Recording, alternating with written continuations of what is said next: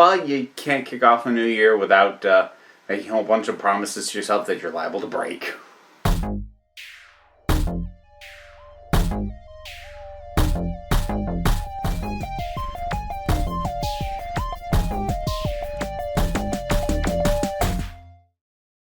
Hey everybody, so I hadn't planned on doing this, I just had the idea and I'm just kind of throwing this together fairly last minute.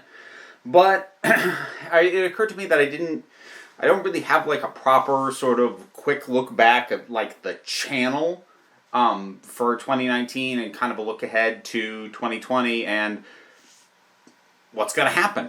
What'll be the same, what'll change, so on. Let's start with a quick look back at 2019. 2019, I'd be lying if I said that was, everything was good in 2019. I did a lot of work that I'm quite proud of, and I'm happy with my work in 2019, but the channel growth slowed significantly. 2018, I picked up about 20,000 subscribers. This past year, I picked up about 10, which is nothing to sneeze at, and I'm super grateful for. But it is a slowdown.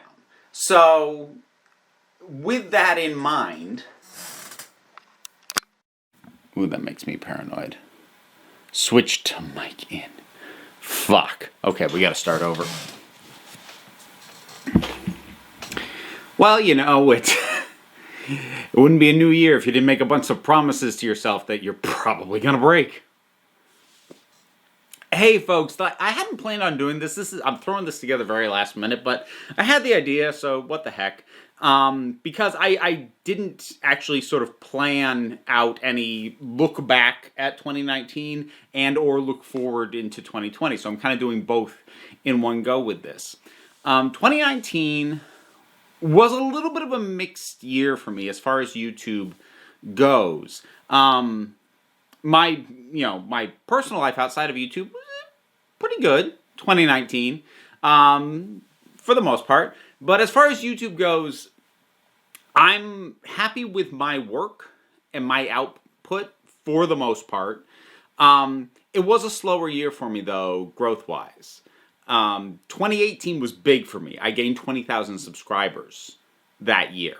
I gained 10 this year, which is nothing to sneeze at, and I am super grateful for. I don't want to come across as an ingrate, but things did kind of slow down, and I had to sort of readjust my expectations. It's an easy thing to sort of put the blinders on when things start to go on a trajectory to think they'll just keep going. It'll keep going up, and, well, no, it won't. And intellectually, I kind of knew that. Emotionally, I don't know if I was kind of prepared for the wake-up call that 2019 gave me as far as that goes. But I'm one of the things I'm going to try and do for myself in 2020 is to try and not be as focused on the subscriber growth or the growth of the Patreon. I'm never going to stop caring about those things, but I'm going to try and focus much more on the work that I do, and not as much on, using those as a measure of success. I think one of the things that'll help me do that is this past year I started the Break Room of Geeks, which if you're not already subscribed, why not hop on over there? There isn't a regular upload schedule over there, but it also gives me a place to put things that maybe wouldn't actually be successful here. Because at this point I am big enough that I do have to kind of be careful about, putting something out that I don't think will do well, because I'm not going to lie, I would very much like to get this, between this and the Patreon, get to the point where this could actually be what pays my bills. This could be my job. Especially because I think I could really up my game in terms of what I am able to do in terms of my output, if I wasn't also holding down a full-time day job. But until that's the case, it is very helpful for me to have a secondary place to stick things, because if you're trying for that kind of growth, you don't want to be putting up stuff that is going to drag the whole channel down. So having Break Room of Geeks sort of, it freed me up in a lot of ways. Just sort of, it just sort of felt like a weight off my shoulder, because I now don't feel like I'm restricting myself with the main channel by doing what I kind of was already doing, which was having an eye on the views, going like, oh, well, that didn't do so well, or ooh, this sort of thing does well, maybe I should do that again. I don't like having that be super dictatorial about my output, but I kind of need to, at least to a certain degree, to sort of keep the channel growing. But weird one-off ideas that don't really have a place here, I now have a place to put those. So that's cool, and I'm hoping that will help. Again, there will never be a regular upload schedule for the Break Room, but it's there, and stuff will turn up there, and I'll drop in the community tab here when I do, so people can pop on over there and check it out. The biggest change that happened this past year was I came into the year having done a video a day for, I forget how long I actually managed to pull it off for. It was probably close to 10 months. But I stopped it and I brought it back to 4 videos a week. And that's the schedule I intend to keep. Now, some weeks, especially in December and November, I did end up doing more than that because, I now plan my docket in advance much more. And that means that when something comes up that I either didn't know was going to happen, like a trailer drop, or something that I forgot to account for. Like, honestly, in this month, I forgot to put reviewing Star Wars on the docket. But it gives me empty days to slot that into if I don't want to shift other stuff around. But 4 videos a week is going to remain the plan. Especially because one of my big goals going into 2020, and this is behind the scenes, you guys, I don't know if you'll see the fruits of this a ton, but behind the scenes, I really need, and I'm starting to get there again, but I need to rebuild my cushion. Because I used to have a cushion of about a week, close to 2 weeks worth of videos that were done at any given time. Like a week and a half, 2 weeks worth of stuff is already done. Now, it's not necessarily the immediate next 2 weeks. Maybe it's like a few videos here and then a week down the line and like I need to do these. But like I had a cushion of stuff that was already done. That pretty much got burned off over the summer when I had a family vacation, followed fairly quickly after by going to Terrificon with Liz. And after that, my cushion was gone. Now, I never really fell behind my schedule. I kept up, but I was always like, sometimes literally the night before I shot and edited something the night before it went up, and I'm really trying to dial back on my doing that. I kind of only want that to happen if that was my intention. Like, saw something, reviewed it, and it goes up the next day. Like, that'll happen when the new Doctor Who starts coming out, because I want to turn those around quickly. But short of that, I really want to build my cushion back up, because once it's there, it'll hopefully lower my stress a little bit. And I know I can build it back up. I don't think that's pie in the sky, because I used to have that, and I want to get it back, and I think I can. So that's something that I'm looking into going into the new year. I don't know when for sure that it's going to happen. I am going at some point in 2020 be running a crowdfunding for my novel, for my fantasy novel that I wrote, that I've been getting feedback from beta readers on, revising, and working towards publishing. I'm going to be running a crowdfunding for that. It's probably going to end up being through Kickstarter, which I don't love that, because I got some issues with the way the company is being run lately, but I don't think that I can afford to take it somewhere else to be blunt about it. Kickstarter is the best platform for people to find your thing, and things like Indiegogo really kind of only work if you can count on putting out enough of a call to action outside of the crowdfunding platform itself to get all the people in that you need. Kickstarter, a lot more people are on Kickstarter and a lot more people are browsing Kickstarter for a type of thing that maybe they want to back.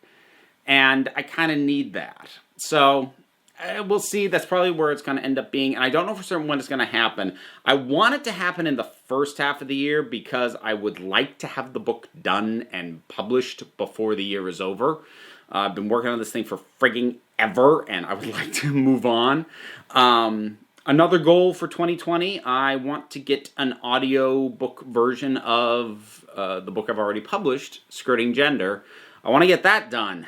So that's another goal. And these are some of the things like that are the kind of thing that are really hard for me to get done. It's part of the reason I need my cushion back.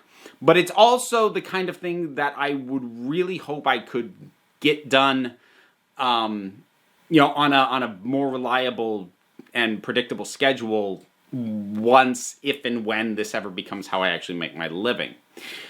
There's kind of one other thing going into 2020.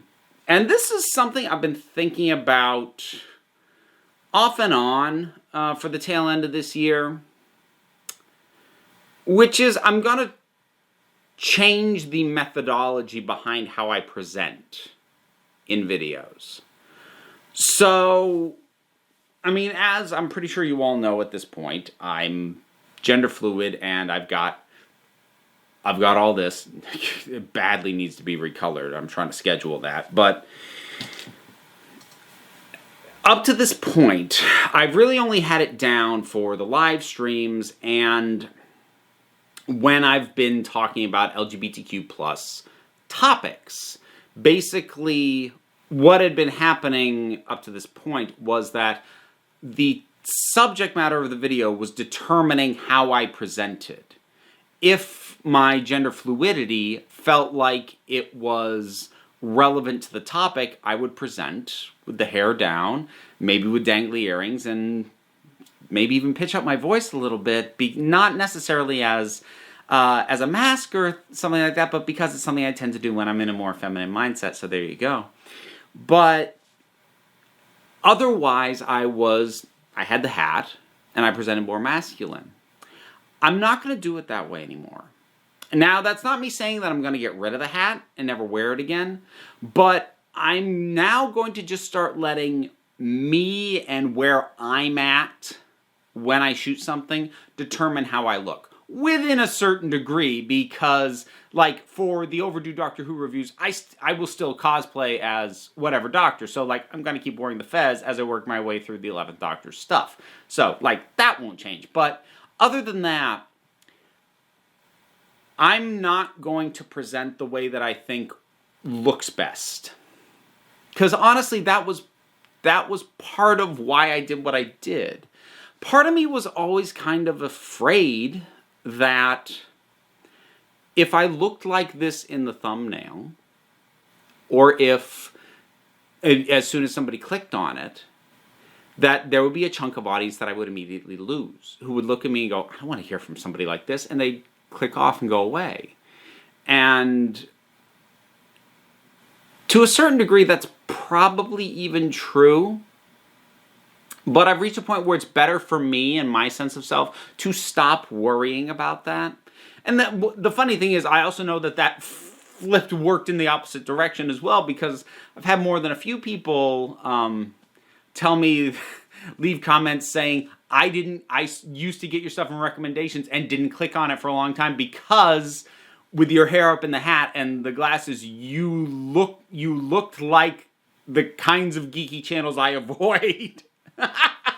So, at this point, the long story short, you're going to see the hair down more. You're not going to see the hair down all the time.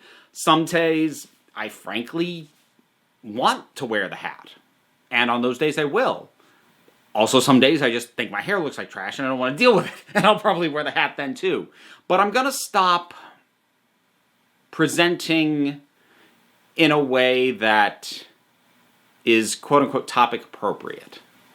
At least as far as, like, my presentation of me. Like, it'll be topic appropriate in terms of, like, outfit. Like I said, cosplay stuff. I love to wear it. But as far as the hair goes, and whether or not I'm wearing dangly earrings, or whether I'm wearing these, or the cat eye frames, or the rainbow frames, or whatever, it's going to be determined solely by where I'm feeling and where I'm at the time I shoot the video. And it's no longer going to be dictated by me worrying about somebody clicking on it and seeing me and going, ah. Because at this point, I'd like to think that my not being cisgender is a known enough quantity that if people really aren't going to pay attention to me because of that, you know, they were going to find out very quickly anyways. So what would I get? What would I benefit from trying to tailor myself for anybody else at this point? I'd get a handful of views on a few videos, but they wouldn't stick around, because if they were going to be put off by me looking like this, they'd scroll through the video feed, see me looking like this, and go away anyways. So I suppose that'll be the most visible change, is you'll see the hair more. Which hopefully will give me more incentive to get off my butt and get it recolored. Because, like, I see it, there's like barely a hint of pink, there's a little bit of blue, and this is all just now blonde. Like, I gotta fix this. And maybe me having to stare at it in the monitor on the camera will keep me from letting it get this faded again. That would be nice too. But I think that's about it. Still planning to do 4 videos a week. Standard plan is still going to be 2 of those being Doctor Who. I'm going to continue to do the overdue Doctor Who review. As I finish off Matt Smith, I will start doing reviews of stuff I actually already have reviews on. I will keep going through Capaldi, and it will become the Take 2 Doctor Who review. So that's part of the plan. Other than that, I will continue to talk about LGBTQ plus representation. I will continue to work with my folks on Patreon to get their opinions, have them vote on topics. I'll keep plugging it because I really love doing this. And the size and growth and what I have right now, the platform that I have right now, is incredible. And just the idea that this could be what I do for a living, this and stuff connected to it. Just the idea that that's even vaguely possible, and it's not stupid for me to think that that might happen, that's amazing. We'll see what the new year brings.